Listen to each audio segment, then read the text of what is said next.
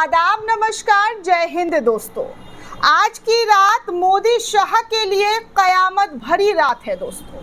जी हाँ, बिल्कुल सही सुन रहे हैं। आज की रात जो है बहुत ही कांटे भरी रात है। मोदी शाह और पूरी की पूरी भारतीय जनता पार्टी में बेचैनी है, खलबली है। आज शायद मोदी और शाह सो भी ना पाए, क्योंकि कल जो होने वाला है उसके बारे में सोच सोच कर सत्ताधारी पार्टियों की नींद उड़ी हुई है।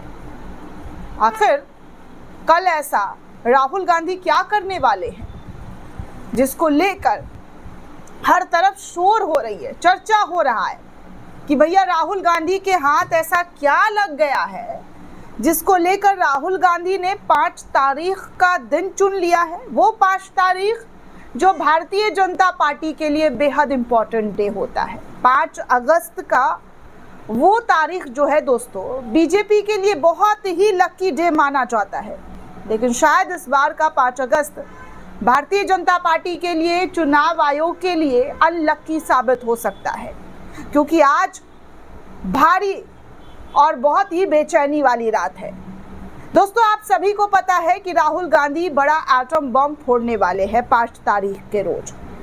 आज भी प्रेस कॉन्फ्रेंस होने वाली थी, बहुत सारी चीज़ें होने वाली थी, लेकिन अचानक से शिबू सोरेन की मौत की खबर ने राजनीतिक जगत में स्तंभ कर दिया।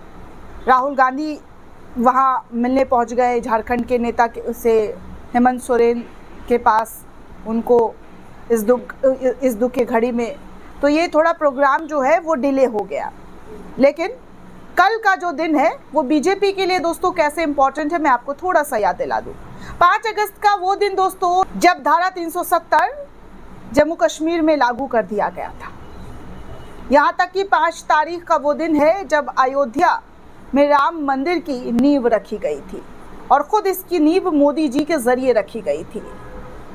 और तो और जम्मू कश्मीर को और लेह लद्दाख को केंद्र शासित राज्य में तब्दील कर दिया गया। अब ऐसे में आज का जो दिन है वो बड़ा ही खतरनाक भारतीय जनता पार्टी के लिए साबित हो सकता है दोस्तों, क्योंकि जो राहुल गांधी के जरिए बड़ा बवंडर किया गया है, या यूं कहें कि बड़ा बॉम्ब फोड़ने की बात कही गई है, इसको लेकर हर तरीके का कयास और सवाल दोनों ही उठाए जा रहे हैं। और क्या कयास क्या सवाल है वो भी मैं आपके सामने रख दूं। दरअसल दोस्तों इस वक्त मानसून सत्र चल रहा है। मानसून सत्र का 11वां रोज है।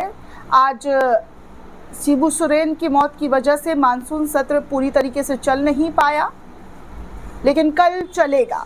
कल का दिन बहुत इम्पोर्टेंट है, क्योंकि कल जो 5 तारीख है जो मोदी के लिए, जैसा कि मैं कह रही थी, शाह के लिए बहुत इम्पोर्टेंट है, वही दिन वही तारीख राहुल गांधी के लिए भी इम्पोर्टेंट है, भाजपा और चुनाव आयोग के ऊपर बम फोड़ने के लिए। और इस जगह, जी हाँ, ये जगह जो है बैंगलोर होगा। दरअसल दोस्तों कांग्रेस के सांसद राहुल गांधी ने कहा है कि उनके पास एक ऐसा एटम बम है, जब वो फोड़ेंगे तो चुनाव आयोग कहीं से कहीं तक नजर ही नहीं आएगा। दरअसल राहुल गांधी चुनाव आयोग पर वोट चोरी करने का बहुत ही गंभीर आरोप लगा रहे हैं। राहुल गांधी का ये दावा है कि चुनाव आयोग ने मध्य प्रदेश से लेकर महाराष्ट्र तक और कर्नाटक से लेकर बिहार तक वोटर लिस्ट में गड़बड़ी की है, जिसकी वजह से भारतीय जनता पार्टी सत्ता में आई है।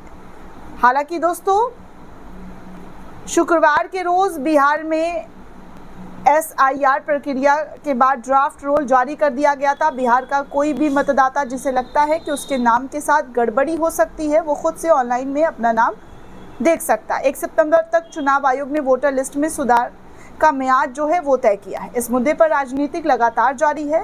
संसद में पिछले कुछ दिनों से हंगामा चल रहा है, लेकिन चुनाव आयोग को लेकर और भारतीय जनता पार्टी पर बड़े ही गंभीर आरोप राहुल गांधी नेता प्रतिपक्ष के जरिए लगाए जा रहे हैं। ऐसे में राहुल गांधी ने बैंगलोर का वो जगह चुना है जहां पर चुनाव आयोग को लेकर कड़े सबूत जो है वो पेश करने वाले हैं। बहुत ही कड़े सबूत जो है राहुल गांधी के जरिए बोला गया है कि वो दुनिया और देश के सामने लाकर रखने वाले। यहाँ तक कि राहुल गांधी ने ये तक दावा कर दिया है कि लोकसभा के दौरान भारतीय जनता पार्टी ने धांधली की है। 15 से 20 सीटों पर जो है धांधली हुआ है। इस बात को लेकर जो राहुल गांधी है वो लगातार इस चीज़ को लेकर कह रहे हैं। यहाँ तक कि विधानसभा चुनाव में भी कहा गया था कि जो है धांधली करके हरियाणा और महाराष्ट्र में बीजेपी जीती है। तो इस तरीके की बातें जो है राहुल गांधी के जरिए कही गई और कहा गया कि अगर 15 सीटें धांधली नहीं हुई होती तो आज प्रधानमंत्री नरेंद्र मोदी जो है वो सत्ता में नहीं होते। दरअसल राहुल गांधी के जरिए कहा गया है कि भारत का इलेक्शन सिस्टम मर चुका है, मोदी धांधली से पीएम बने हैं। ईसीआई का जवाब जून में बुलाया था, आए नहीं। राहुल गांधी ने पिछले 10 दिनों में तीसरी बार इलेक्शन कमीशन पर निशाना साधा है। राहुल ने शनिवार को कहा था कि भारत का इलेक्शन कमीशन जो है, इलेक्शन सिस्टम जो है वो पूरी तरीके से मर चुका है। हम आने वाले कुछ दिनों में आपको साबित कर देंगे कि लोकसभा चुनाव में कैसे धांधली हो सकती है और हुई भी है। भारत के पीएम के पास बहुत कम बहुमत है।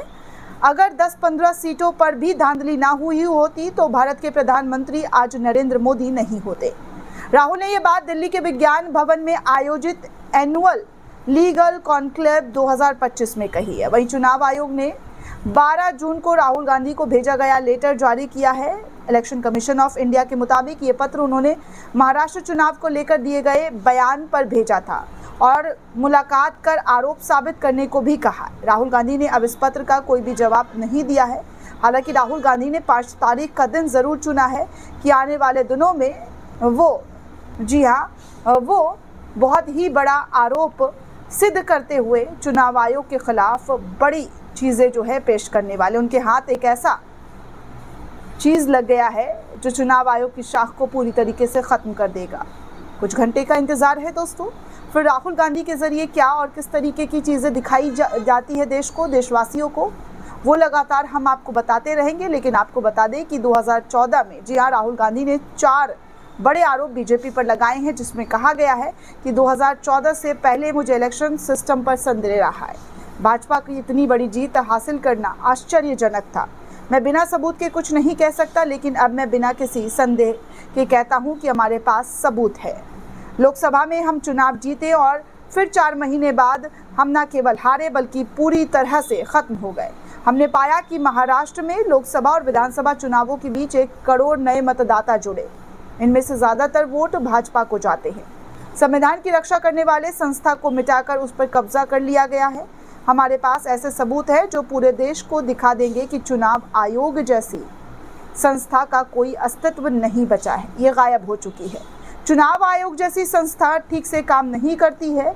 आपको जानकर हैरानी होगी कि चुनाव आयोग जो दस्तावेज उपलब्ध कराता है उन्हें स्कैन या कॉपी नहीं किया जा सकता है, बल्कि चुनाव आयोग मतदाता सूची पर स्कैन और कॉपी प्रोटेक्शन को क्यों लागू करता है। मैं राजा नहीं हूँ, राजा बनना भी नहीं चाहता हूँ, मैं राजा के कॉन्सेप्ट के खिलाफ हूँ। इस तरीके की बातें राहुल गांधी के जरिए लगातार कही जा रही है और नरेंद्र मोदी सरकार को लेकर भी कई बड़े गंभीर आरोप लगाए गए। अब देखना यह है कि प्रधानमंत्री नरेंद्र मोदी को लेकर जो सीट की बातें की जा रही है, 10-15 सीट जो है वो धांधली अगर नहीं होती तो बीजेपी पूरी तरीके से सत्ता से खिसक गई होती, मोदी आज कुर्सी पर नहीं बैठे होते। वो किस तरीके से सबूत के साथ पेश किया जाता है, क्या राहुल गांधी पेश करने वाले हैं, वो देखने वाली बात होगी। दोस्तों, इस पूरे रिपोर्ट को लेकर आप क्या सोचते हैं, आपकी क्या प्रतिक्रिया है, हमें कमेंट करके ज़रूर बताइएगा। साथ ही साथ चैनल को ज़्यादा से ज़्यादा लाइक, शेयर और सब्सक्राइब करना बिल्कुल भी ना भूलें। शुक्रिया दोस्तों।